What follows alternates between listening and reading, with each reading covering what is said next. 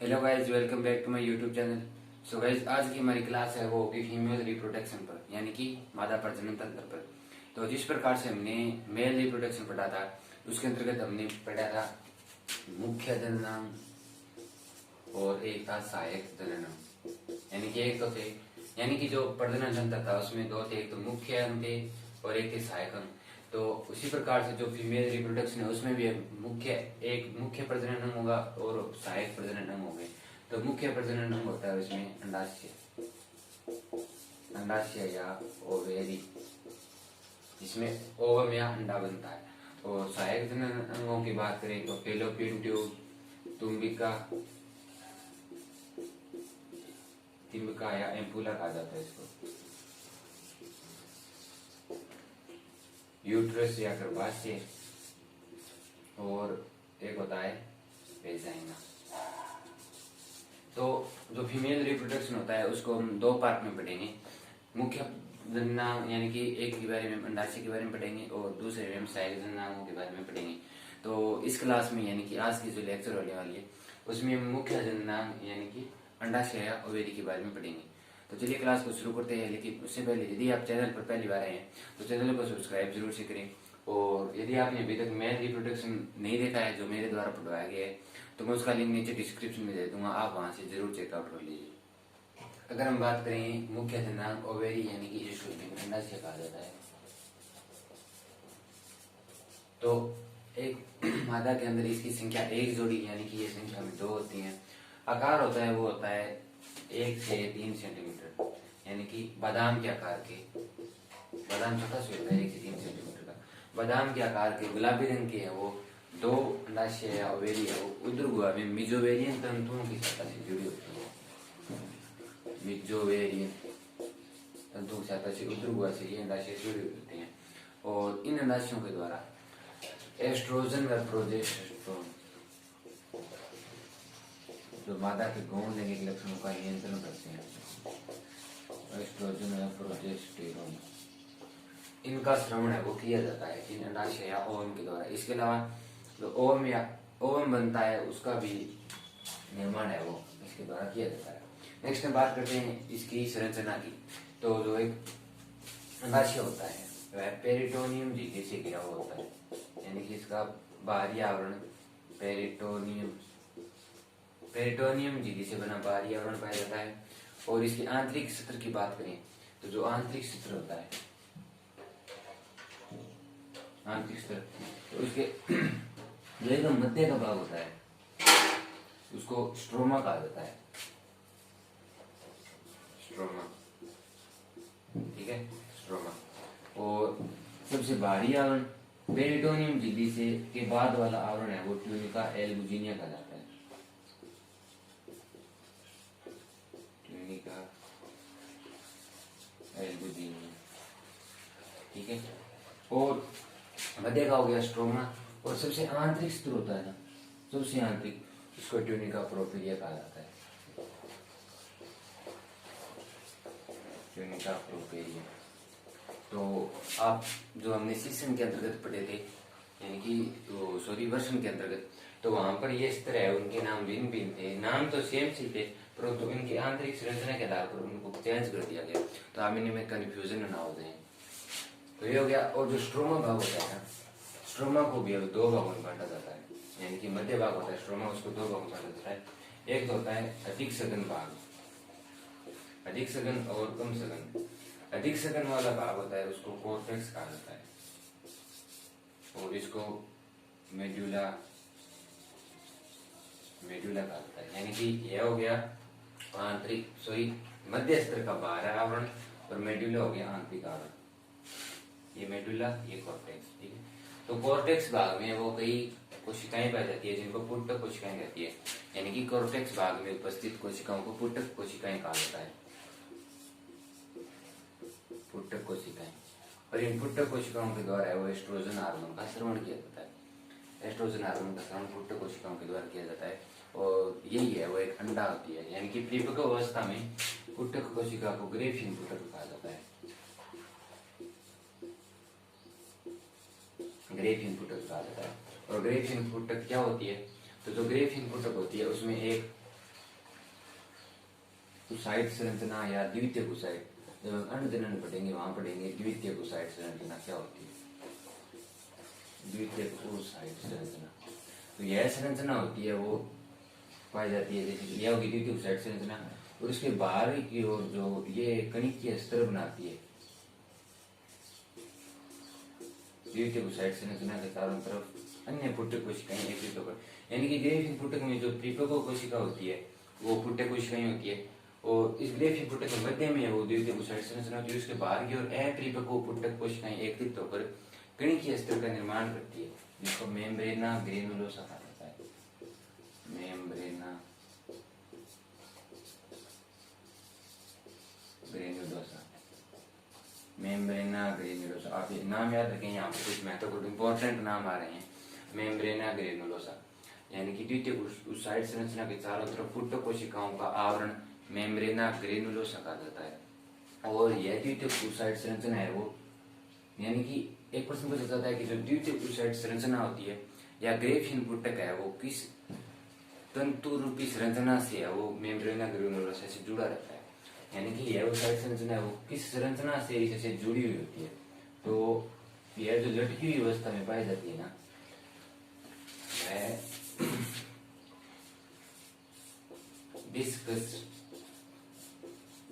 प्रोजिलेरिस, discuss प्रोजिलेरिस इस तंतु की सहायता से है वो मेम्ब्रेना ग्रेनुलोसा से द्वितीय कुसाइट है वो लटकी हुई अवस्था में है वो पाई जाती है। तो एक परिपक्व पुटक कोशिकाओं को ग्रेफिन पुटक कहा जाता है, और वह डिस्कस प्रोजिलेरिस तंतु की सहायता से मेम्ब्रेना ग्रेनुलोसा से जुड़ी हुई अवस्था में होती है। तो ये तो बात होगी सामान्य ग्रेफिन पुटक की। तो अब हम बात करते हैं कि जो अनोत्सर्ग अवस्था होती है या मेंस्ट्रुअल साइकिल होती है, उस दौरान क्या होता है। तो उस दौरान जो ग्रेफिन पुटक होती है, यानी कि ग्रेफिन पुटक है और उसके चारों तरफ मेम्ब्रेना ग्रेनुलोसा का आवरण पाया जाता है, जो डिस्कस प्रोजिलेरिस तंतु की सहायता से जुड़ी हुई अवस्था में पाई जाती है। तो अब क्या होता है कि अनोत्सर्ग के दौरान यह उत्सर्जित हो जाती है, यानी कि ओवम या अंडा होता है वह यह ग्रेफिन पुटक की होती है, उसकी उस साइड संरचना होती है। तो उसके बाद क्या होता है कि यह तो चली गई, यानी कि यहाँ से इस ओवेरी से यह आगे चली गई द्वितीय कुसाइट, और यहाँ क्या होता है कि जो ये बाहर की जो कणिकीय या मेम्ब्रेना ग्रेनुलोसा सत्र की जो कोशिकाएं होती है वे क्या होती है कि एकत्रित होकर एक पीले रंग की अंतःस्रावी ग्रंथि, पीले रंग की, इसको अंतःस्रावी ग्रंथि की भांति माना जाता है, जिसको कार्पस ल्यूटियम कहा जाता है। यानी कि इस पीले रंग की अंतःस्रावी ग्रंथि कार्पस ल्यूटियम का निर्माण है वो मेम्ब्रेना ग्रेनुलोसा सत्र की कणिकाएं करती है, ठीक है, कार्पस ल्यूटियम। और इस कार्पस ल्यूटियम के द्वारा क्या होता है, प्रोजेस्टेरोन हार्मोन, प्रोजेस्टेरोन हार्मोन स्रावित किया जाता है। एस्ट्रोजन हार्मोन स्रावित किया जाता है पुटक कोशिकाओं के द्वारा, और प्रोजेस्टेरोन हार्मोन स्रावित किया जाता है कार्पस ल्यूटियम के द्वारा, जो मेम्ब्रेना ग्रेनुलोसा सत्र की कणिकाएं निर्माण करती है, ठीक है। अब यह उत्सर्जित हो गई, यानी कि यह एक ओवम है या अंडा है, तो इसके दो आवरण पाए जाते हैं। तो जो बाहरी आवरण होता है वो स्तंभी कोशिकाओं का बना होता है, उसको बाहरी आवरण कहा जाता है या कोरोना रेडिएटा, कोरोना रेडिएटा। यह वाला कोरोना नहीं है जो वर्तमान में बीमारी चल रही है, यह नहीं है, यह कोरोना रेडिएटा इसका नाम है बाहरी स्तर का, यानी कि ओवम का बाहरी स्तर कोरोना रेडिएटा, और आंतरिक स्तर या भीतरी स्तर होता है वो होता है जोना पेलिसुटा, जोना पेलिसुटा। तो एक दो नंबर पूछ लिया जाता है ओवम, यह इस प्रकार से पूछा जा सकता है कि परिपक्व पुटक कोशिका या ग्रेफिन पुटक कोशिका या द्वितीय कुसाइट संरचना के बाहरी व आंतरिक आवरणों के नाम दिए, तो आपको लिखना है कोरोना रेडिएटा बाहरी आवरण और जोना पेलिसुटा आंतरिक आवरण।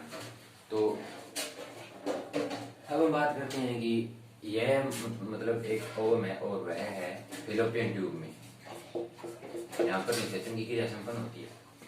तो निषेचन के दौरान क्या होता है कि इसको सप्रम मिल गया,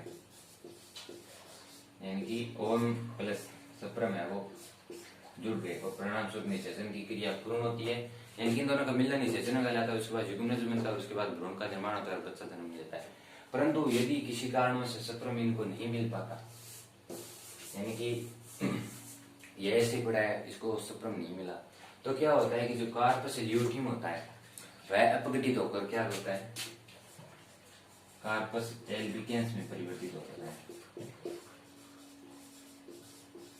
कार्पस एल्बिकेंस यानी कि कार्पस ल्यूटियम निषेचन न होने की स्थिति में, यानी कि इसको स्पर्म नहीं मिल पाता, तो न होने की स्थिति में कार्पस एल्बिकेंस में परिवर्तित हो जाती है और परिणाम स्वरूप प्रोजेस्टेरोन हार्मोन श्रवण नहीं हो पाता, यानी कि प्रोजेस्टेरोन हार्मोन की कमी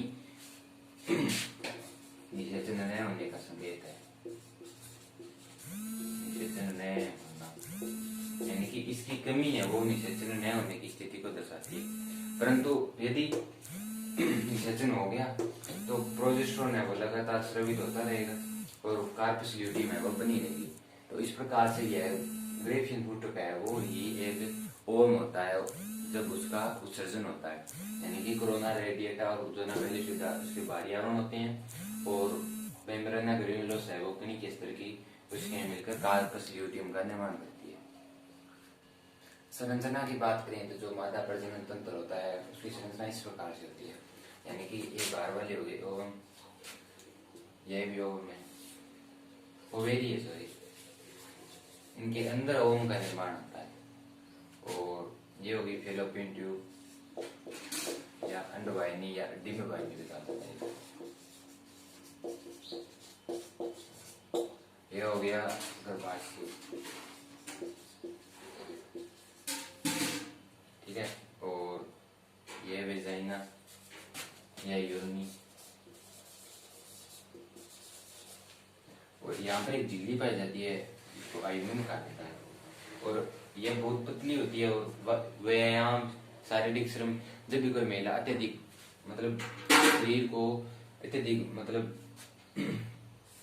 जिससे उसके शरीर को मतलब थोड़ा जोर लगाना पड़ता है तो उस दौरान ये आयुमन फट जाती है।